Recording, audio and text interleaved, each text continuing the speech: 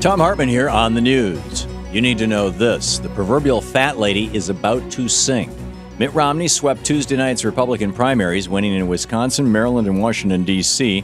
He's now added to his already sizable lead in delegates, meaning it's just a matter of time before his main rival, Rick Santorum, has to leave the race. That could be 3 weeks from today, as Santorum is putting all his remaining chips in his home state of Pennsylvania, which holds a primary on April 24th. However, even a Santorum win there would do little to stop Mitt Romney at this point.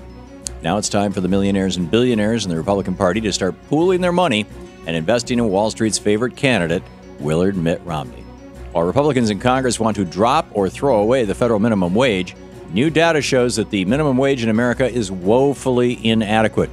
Current minimum wage is pegged at $7.25 an hour, but given that the price increase of everything over the last few decades, from healthcare to housing to education, that $7.25 doesn't get you very far.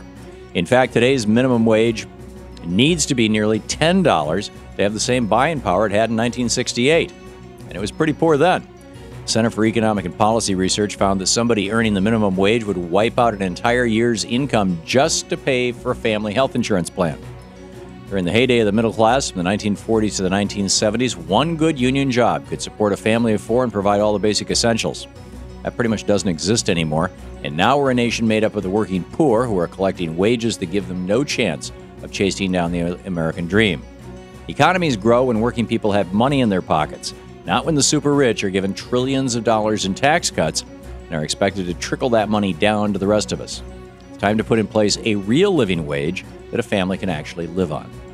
In the best of the rest of the news, more police brutality against students, this time yesterday in California.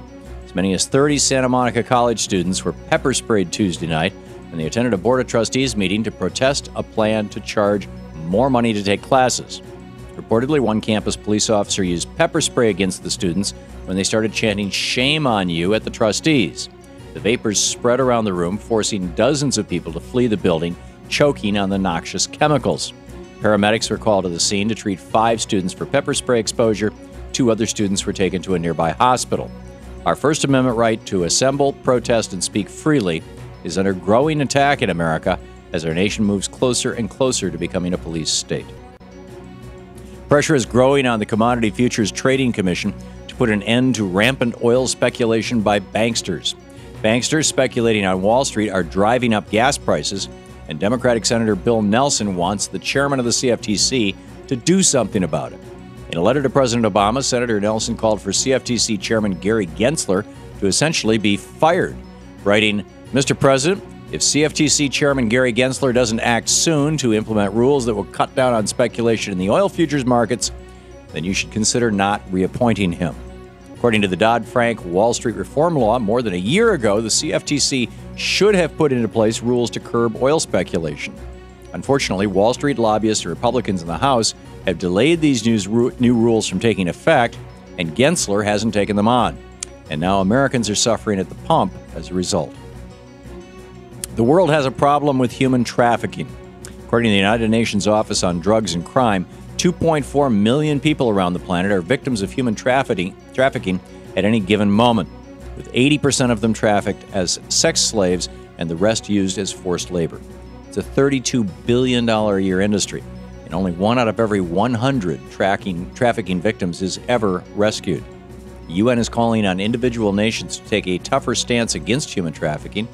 In the United States, only 10% of police stations, for example, have the training or ability to crack down on trafficking. A radioactive wave is headed toward the United States. Scientists with the Woods Hole Oceanographic Institution are tracking debris from last year's Japanese earthquake and tsunami as it makes its way across the Pacific Ocean. The debris, which carries with it extremely high levels of radiation, is currently 186 miles off the coast of Japan and could start lashing the coast of the United States within a year, depending on the currents. Scientists are immediately concerned about marine life being hit with radiation levels millions of times above normal, but by next year it'll be in our marine food supply, our rain, and our coastal waters.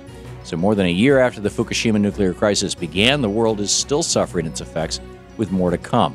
It's time for a worldwide ban on the most expensive and the most dangerous form of electricity generation on Earth, nuclear power. And finally, sticks and stones aren't allowed, but handguns sure are. The city of Tampa, Florida, will host the Republican National Convention in August, and to defend themselves against Occupy protesters, the city is banning water pistols, masks, plastic pipes, and any piece of string more than 6 inches long. But in true Republican fashion, guns are just fine. So if you're an Occupy protester wearing a Guy Fawkes mask, you're going to jail to be strip searched. But if you're a Tea Partier strapping a Colt 45 to your thigh, you are A-OK. And that's the way it is today, Wednesday, April 4th, 2012. I'm Thom Hartmann on the news.